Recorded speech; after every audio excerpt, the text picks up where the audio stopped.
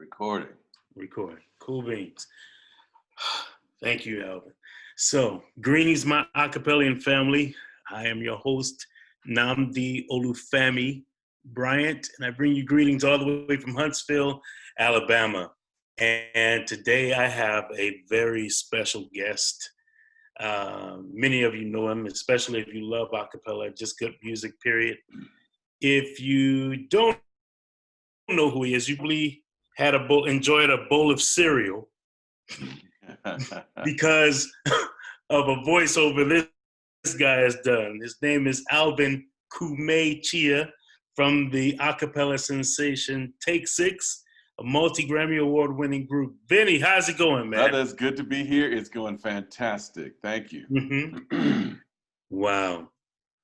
So I'm going to jump right into it.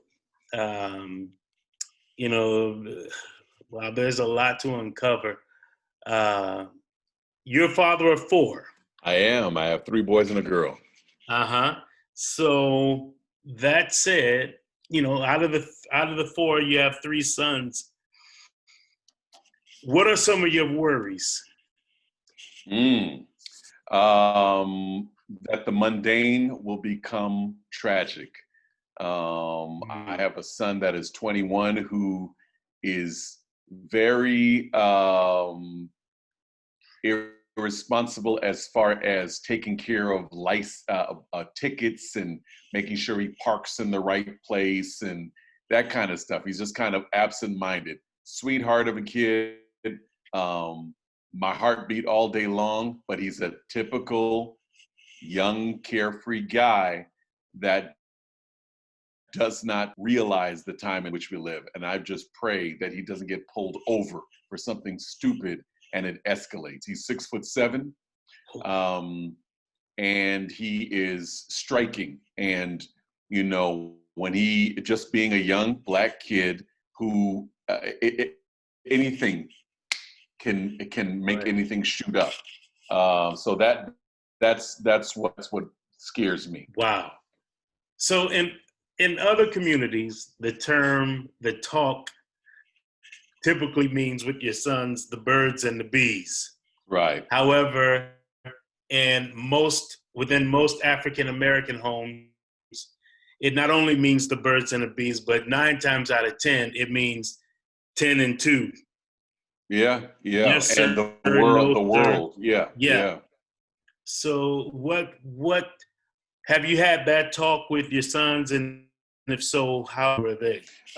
Yes, I did. It was not a kind of rites of passage kind of thing. I didn't sit them to talk about, but it's the thing when I am having to get on them about something. I let them know that this kind of situation, if not checked, can lead to that situation. And there's always a running dialogue. When I was young, our talk was birds and bees talk. My mom was like, when we go in this, and every young Black kid knows what comes after that. Don't touch. You're not hungry. Don't touch nothing. Don't say anything. Don't run. Don't maybe look for you. Don't act like beep, beep, beep, beep, beep when we get in the store. Act like you have some home training. And that could be taken from a store. That could be taken to somebody's home. You're not hungry. You don't ask for anything to drink. That's right. You don't sit there. You don't, all of that. But that talk now, and like I said, that talk even came before the birds and bees conversation. Wow. That talk now is not about don't do something to embarrass me. That talk is don't do anything that's going to make you lose your life. Because there's nothing, it doesn't take, the triggers are gone. It just, when the other person decides to take your life, your life is gone. There isn't a why or what led or just obey the law or did you comply or why were you resisting? You don't have to do any of that. You just have to be in the wrong place at the wrong time with the wrong person in power, and that authority can take your life. So let me tell you this. I have a daughter. You have hero princes will more than likely marry a Black man. That said, my biggest fear is she's going to marry someone who's brought up in this culture, fearful, afraid. And I'm going a little far left with this, but you know how they slaughter animals? They have to blindfold them so they won't release these toxins or whatever. And I'm thinking, stress causes cancer. Stress causes all kinds of stuff. So if our bloodstreams are all messed up, who she's going to marry was raised by some man who was told, don't you do this, don't you, He was raised by, don't you look a white man in the eye, this, that, and the other. Do you have any concerns such as, like, does that ever cross your mind, anything like that? It just is a different time. I mean, you know, when I was coming up, I remember my parents not saying anything about marrying outside of your race. That was not a do and don't kind of thing. But it was stressed to me through life experience that it just would be easier if you stayed in your race. It's not that the true love cannot be found outside of your melanistic color, but that society gives you more of a fighting chance for success in your relationship if you don't have that extra level of demand of their understanding of your love. So that's the kind of thing that I you know, that's my reference point. Now thinking about it, I want my future son-in-law or my future daughters-in-law to be, you know, well educated and to be able to represent themselves and to be able to keep a level head and not be a stormtrooper. Because a hot mouth can lead you just down the wrong path. I don't, you know, expect them to be pacifists for anything, but you know, I just this thing of escalation is a whole new element that we never consider. That to me, it's like you know, 9/11. 9/11 changed everything. Before, when you were in a situation that you could not control, you were just told, be obedient, listen to what the people want, give them what they want, and this whole thing will be over quickly. That changed everything. The people quietly sat there on the plane, and that plane nosedived, and they killed them anyway, because that was their intention. Now, when you find out somebody's trying to do something, you got to fight like hell. You know, you may end up dead, but it's all about the fight yourselves a chance. So I'm balancing that. I'm like, you know, is my job to instruct my kids or my future in-law children to stand up for themselves or to survive to fight another day. Last week, my sons were here with me for 9 days, and it was all while the riots and all of the looting and all of the protests were going on here in California. And we were here and behind behind the locked door. And all week we were here and we were having worship and we were talking and we were dealing with it. We were watching highlights on TV and shaking our heads and just going about. And at the end of the week, I was torn because I felt like I had done what I was supposed to do to protect my kids. But at the same time, had I done what I was supposed to do as a father to give them a voice, to give them a chance to speak up for themselves, to take them to the protest. And Britain's going to happen, so I couldn't risk it, you know, in my mind. But maybe me equipping them or giving them a chance to get their stuff out of their system would help them blow off steam to survive later. Don't know. Let me ask you, I'm going to shift gears just a little bit. This is going to hit home. Talked about being dark-skinned. Right. In America. Talk to me about what it's like. Talk about the pain, the hurt, just being dark-skinned in America and also in Black America. Oh, yeah. That's a whole nother level. That's some inside stuff, some dirty laundry that we as a race have that we don't talk about. Over the years, I've discovered, though, that there are a lot of races, cultures, Yeah. ethnicities that have that same colorism Mhm. issue. The Indian race deals with that. Yeah, I believe Hispanics, darker, they lighter do. Hispanics, and the people in, from literally from Spain versus people who are darker from the Aztec, Yeah, generations from yeah, Mexico and that kind of thing. So yeah, I've had a lot of stuff, and some of the most cruel, bring you to tears comments have been made from my fellow African Americans. yeah. Growing up, my dad, my name is exotic in African. Uh-huh. Kume is my middle name, and I came up during the age of Kunta Kinte, and they kids Oh, used to yeah. wear me out with that. And my dad is Yeah. African, and burnt French fry and African booty Tar scratcher and all of that kind of stuff. baby. Yeah. Yeah, Tarbe, Uh-huh. absolutely. There have been a couple of guys in the group that have worn Oh. me out. I won't call names, but yes, it's a very real part of it, and it was not until I got to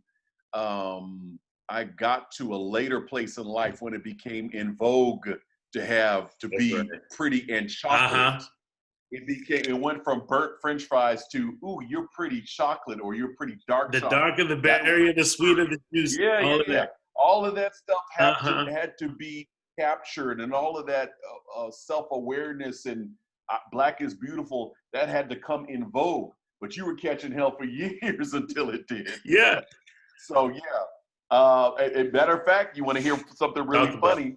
Just being dark skinned makes you hyper aware of light sources. So even as I set up for this interview, I know how to put myself in front of the window Yep. and to get the natural light so that I am seen. And it's constantly something that I think about, and something that I factor in, and passport pictures, driver's Oh, license, walking in public, smiling in a dark room and being careful not to, so you won't set yourself up for that joke. yep. Smile so I can see you, and Uh-huh. that's something that light skinned blacks say, and other races say, oh man, colorism, that's a whole other 3 hours we can talk about that. I know Absolutely. all too well exactly what you're going through. Let me ask you this question then. Like African American soldiers on the battlefield overseas, oftentimes when they return back home to American soil, they feel as if they're still on the battlefield. That said, do you feel like you're in a quagmire or quandary when you return home from being on the road? In other words, do you feel safer being 1,000 miles away than you do you feel safer on U.S. soil? I don't really notice that much of a difference from that. I am, blessed to be a performer. So when I'm overseas, especially overseas artists or gospel jazz artists, you're treated treated like royalty. You get more respect and more appreciation for your art form and the arts in general, especially African American artists, than you do here on U.S. soil. I don't feel any safer though. I feel it's just kind of comes with the territory. You're respected, so with that comes a certain amount of protection and lavish support. But when you're home, I don't get that. But then I'm not so of an oddity. So yeah, that's not really an issue being overseas or being home. It's just kind of, you're in the different roles. I'm dad. I'm Alvin when I'm home, and I'm Vinnie Chea of Take Six when I'm in first class, flying overseas. Uh-huh. Wow. Do you ever find yourself going above and beyond, or always bending over backwards to make sure others feel comfortable around you, i.e. lightening your voice, or not having your hands in your pockets when you walk in the building, or being That's too a close to great someone? question. That's a great question. I don't think about it intentionally, but that probably might be because I've done it so long that it is habitual. I've learned to make myself less menacing or less threatening when I'm around white people. You know, it just is that way. I'm 6'1" to about 250. I'm a big guy. I would be described as a big guy. Anybody who saw me who didn't know me, they don't know that I'm Alvin Chea. I am described as a big black man, a dark-skinned, a bald man with a goatee. And that it's 3,000 profiles at any police station right now. And I refuse to be somebody's hashtag. So I make myself, I make myself when I'm in, I have a G-Class, a Mercedes truck that I worked hard for, with dark tinted windows. When I pull into the airport, I drop my window. Wow. I don't allow them to knock on my glass to see what's going on inside that. I don't even go there.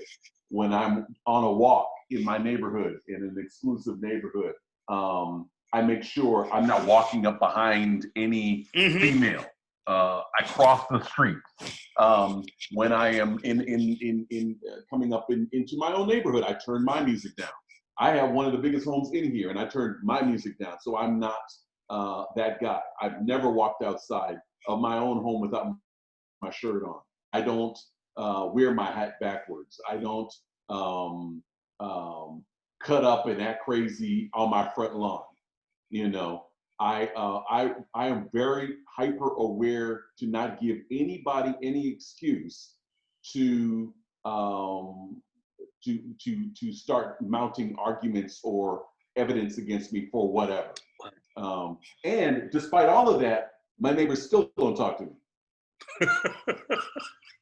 Despite all of that, you know. So it's just like literally, you're damned if you do, you're damned if you don't. Yeah. I have one neighbor over here that came to meet me. I have another set of neighbors right in the corner that happen to be African American. I went to meet them. Nobody else in the whole cul-de-sac has ever seen. I wouldn't, if they walked in here, I wouldn't know who they are. Wow. Excuse me. So, and that's been the case for the last 2 or 3 homes I've owned. So I don't even take it personally anymore. It's just this is the world. That's just the world we live in. Yeah. You know, I told my son, who's 6'2", flat-foot now, and he doesn't look his age. He'll be 15 in just a couple of weeks. Wow, that's amazing. Son, you know, you have to realize that it's unfortunate that they're not going to assume, oh, you're a straight A student. Right. You're good in science. You're probably the next top engineer. Right. They don't think that. Yeah. You know, they either we were at an art exhibit, and he picked up this figure. Oh, I like this, Dad. Put it down. Put his hands in his pocket. I said, no. It was blazing hot outside. I pulled him out the tent, and I said, look, don't touch anything. Right. He said, but I was just showing you, and because there were like thousands of people around us, I'm trying to talk to him softly so just he could hear it. Right. And I'm in this blazing sun. Got out of line just so I can tell him, don't do that, because they're not going to assume you are brilliant. And dude. It is a burden that we are forced to share. Tips first, you know, you're watching any nature program and the young lions learn from the older lions' behaviors and how to survive and how to camouflage themselves and how to be downwind of the prey and all that kind of stuff. This is what we have to teach our kids so that they make it to be able to see their kids. You know, we don't have the luxury of the benefit of the doubt. I have, like you do, and any other Black African American person that I know, of horrible things that were said to me as a kid, as a teen, as a young adult, as a newly fresh a single man, every stage of this journey has been peppered with people who are closed-minded, and bigoted, and beautiful stories, surprising things that people have said, so that I don't have the opportunity of just thinking all people are this way. Yeah. I am constantly surprised at this and constantly surprised at that. But it allows you to exist and do the best I can, so that I don't assume people are this way or the other way. I keep moving forward, but I need to teach my children survival methods, because you will be met with these with the other aspects. You know, I've to realize when I lived in Utah, going back to a prior question, when I lived in Utah, they asked me, "Are all black men angry?" And I said, "No, but here's why a lot of us are." I said, when you want to go jogging or walking when the sun is down, what do? "Oh, I just wear something with a reflector on it so I won't get hit." And I said, "That's it. That's your only worry." Right. Yeah. I mean, maybe there's an occasional mugger or something, you know, somebody may try to hurt me or harm me or rob me, something like that, but not in this neighborhood.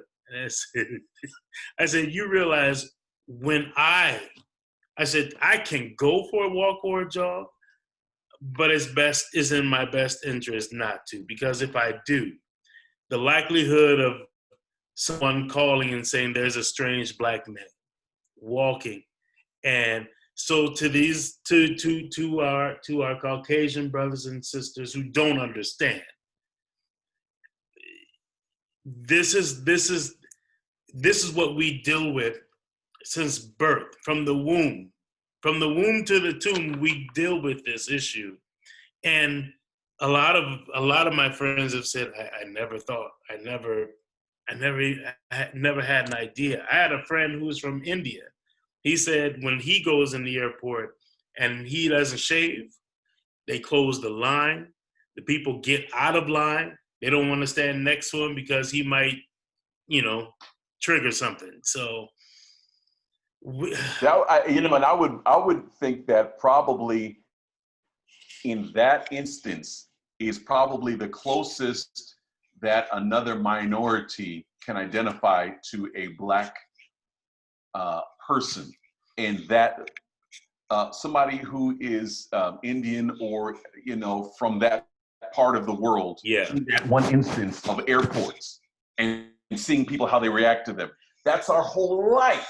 Our whole life. You have this one thing and then you're good. Yeah. You know, you get out of that, and then if you can make the decision or whether or not you are going to be with them, or you're going to identify and sympathize with people of color. Yeah. We don't have that option. We don't have that option. And I think we were talking last week, the guys had a town hall thing, and it never occurred to me the burden that we as black people have until Joey was talking about it, and it clicked. Yeah. And what that was we as people of color are not allowed or don't get to enjoy people of color, just enjoying experience as we see them. We are constantly burdened with having to look through life through someone else's prism. Yes. So if I'm on a street, walking down the street, I don't enjoy walking down the street. I have to always think, what does it look like for you to be walking down the street? Are you wearing something with dark shades that's going to make you look suspicious? Not because you want to put on dark shades because the sun's out. That got nothing to do with it. That's how other people can think about whether or not they have dark shades.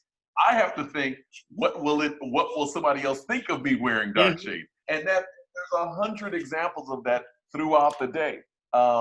You know, so it never ends. You know, we're taught, and it goes back to, and I've never been the guy to play the race card or woe is me. Right. I'm tougher than that. However, truth is, we're taught to hate ourselves. Right.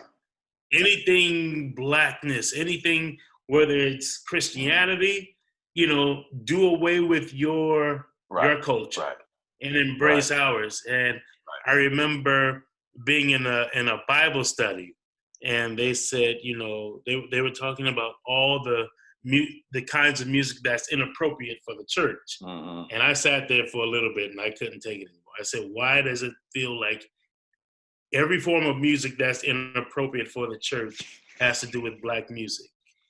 You say the drum is evil. Yet the Lord God said, praise him with loud sounding, this kind of cymbal, all of these percussive instruments, and you say, no, it's not appropriate. So, and I told him, I went further on, if I'm not mistaken, that the Africans use certain drum patterns to escape from slavery. And so once the slave owner realized, wait a second, every time I hear this pattern, I'm missing slavery. Wait a second. Wait a minute. The terror. They're doing the rudiments. Yeah. Somebody's about to be gone.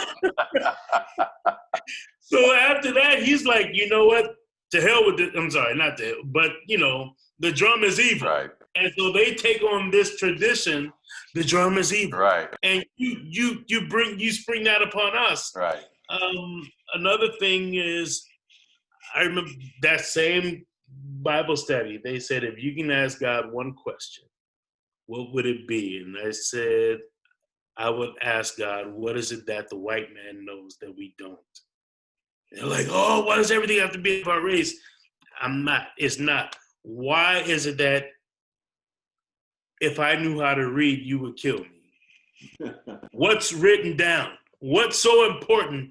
What's on a sheet of paper that if I found out, you would kill me? It must be important. It's a reason why you destroyed all these Bibles back then with Martin Luther, or it's a reason. What are you trying to keep from me?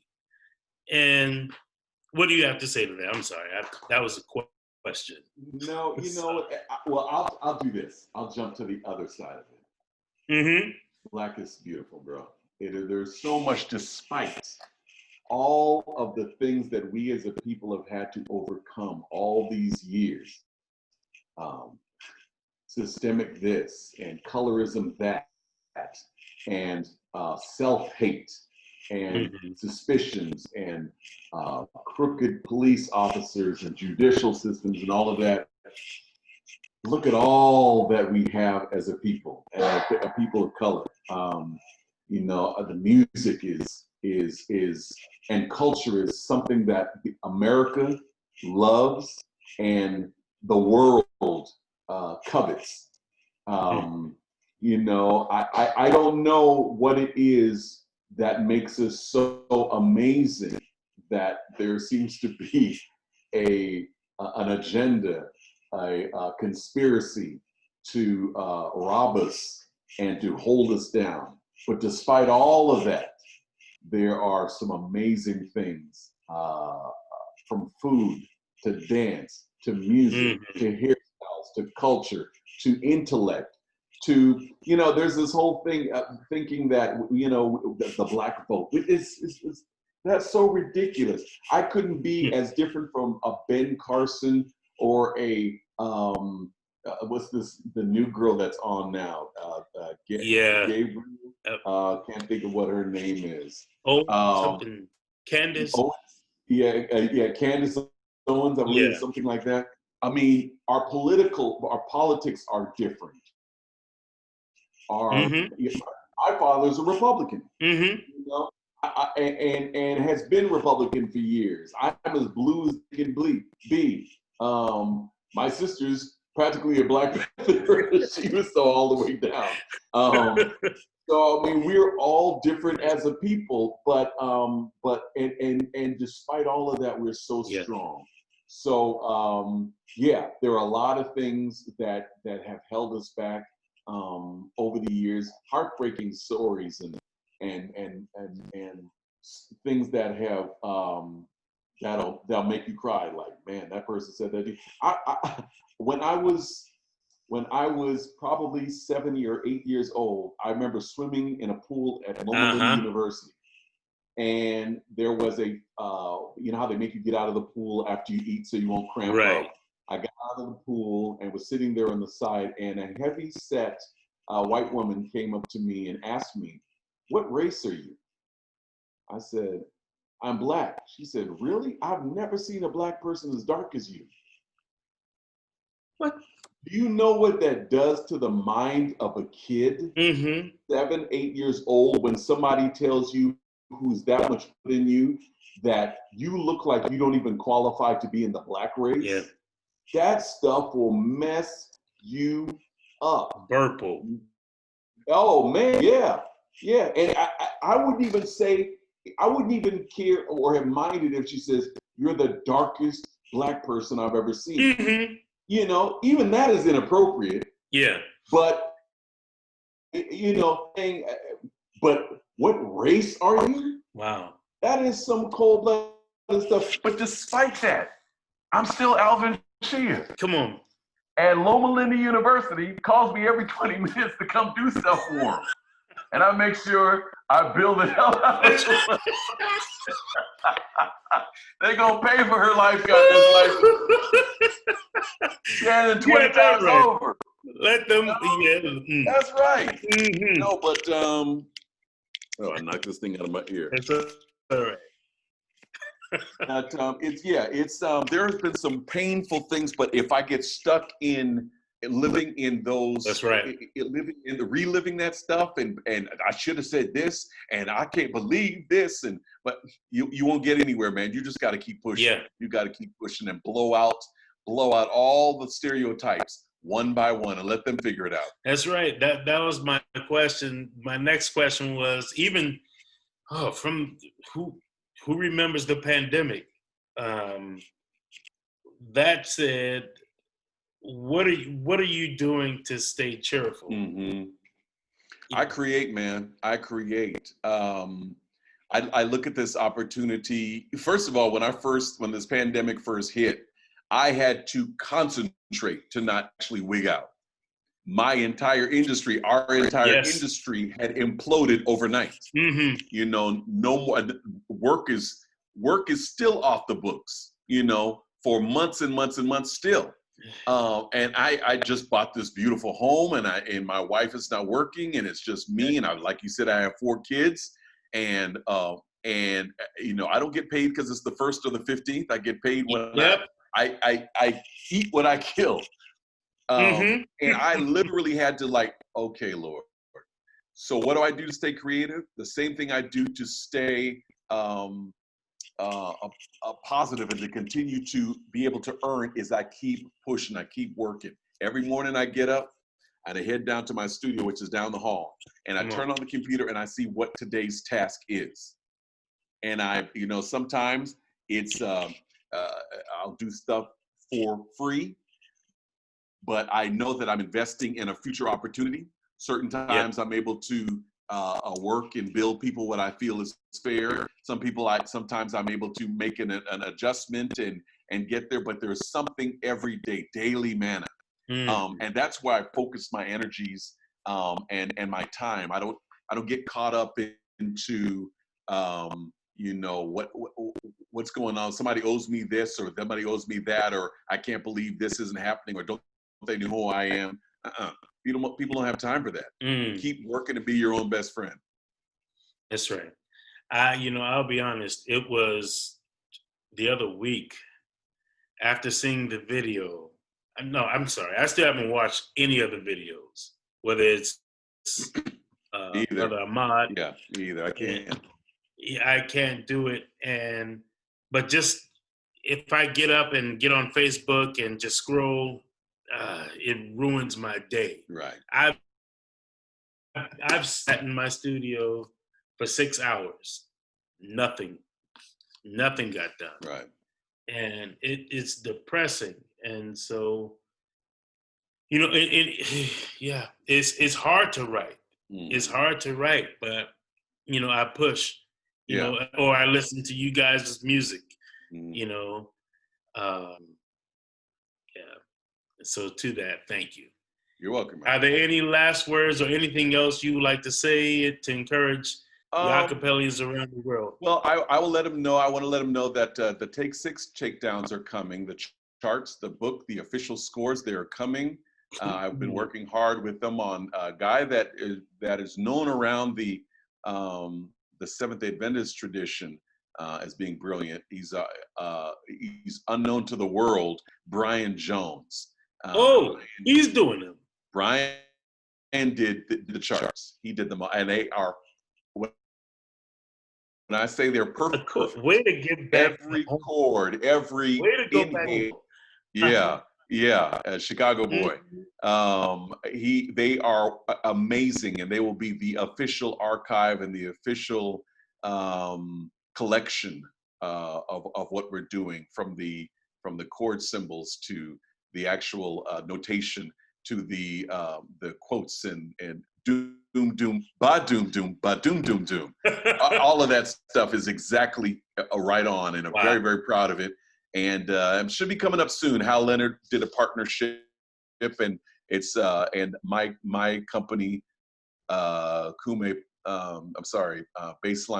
Publishing did it with them in conjunction. So very proud of that. Mm-hmm. So to keep an eye out for that, and just keep pushing, keep positive. That's what I would say.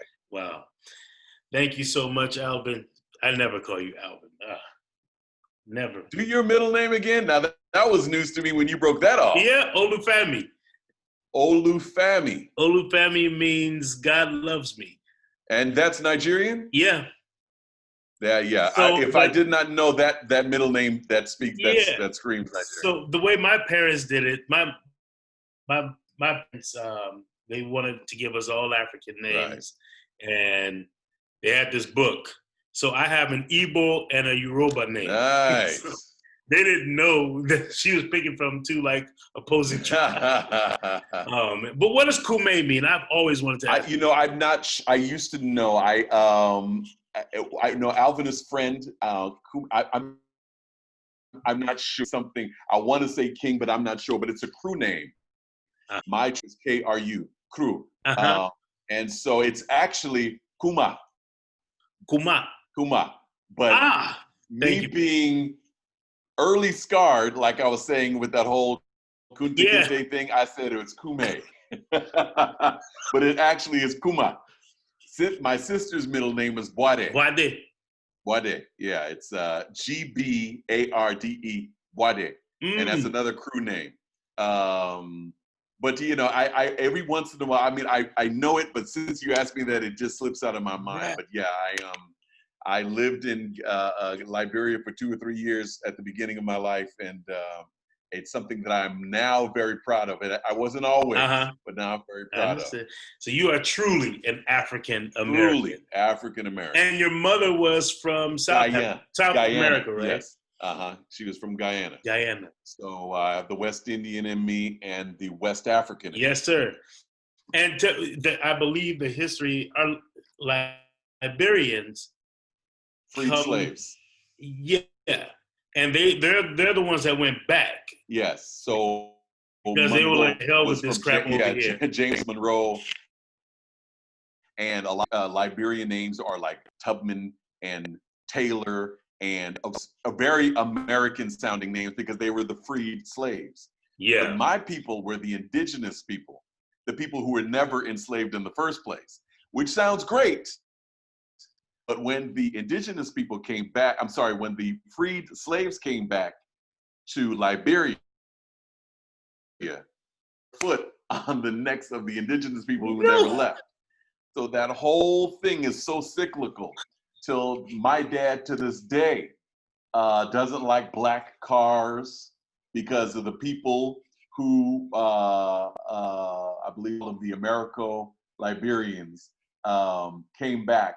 They were so colonial in their approach to even the indigenous Africans, Liberian Africans, that he still has a problem with this to this day. So there's so many levels of stuff like that. But yes, I'm a Liberian West African. I lived there for 2.5 years when I was starting in like 6 months. Did you ever get to go back? Yeah, I went. That's another story. 4 years ago, I was going back with my sister and my brother-in-law, Bernard Payan, whose mother just passed, so condolences to him. And Wait. Who passed? Bernard's mom passed this morning. Oh, his mom. I thought you Yeah. said, I didn't hear his mom. Yeah. My Bernard's, condolences. yeah. He lost his mom this morning. But we were all going back this summer. It was going to be like 4th of July weekend. I believe it was like 4 or 5 years ago. We got close, and something at the very last second happened. It was a scheduling conflict. We were not able to go. Don't you know that is exactly when and where the Ebola breakout happened? It exploded right there in Liberia that Well, weekend. you know something? I think I remember you guys had a gig somewhere close to where I was living, and you brought that up. I remember you saying that. And yeah. Whew. Yeah, that's God's protection, man. So I've been wanting to go back. I've been to Guyana twice, and I've been wanting to go to Liberia. But Liberia for so many years was dealing with civil war. And if I came back there, they would just know I'm there to take over the country. I had an uncle who was in government, who was literally coups because he was so high up. But yeah, it's now getting safe, and I would like to go back at some point. Man, thank you, brother. Pleasure, bro. Thank you as always. Once again, this is Alvin Chea of Take 6, an author. Bang. Any other books coming soon? No, I'm thinking about writing Mo Baselines. I'm about 6 chapters away from being done with it. I have 18 chapters done. And I am an audiobook. I'm not going to put it out in print. So yeah, I just have to buckle down and get that. That makes sense. Yeah, that's in the wings too. All right, brother. Love you, man. Thank you so much for all for us. Take care, good brother. All right. All righty. Bye-bye.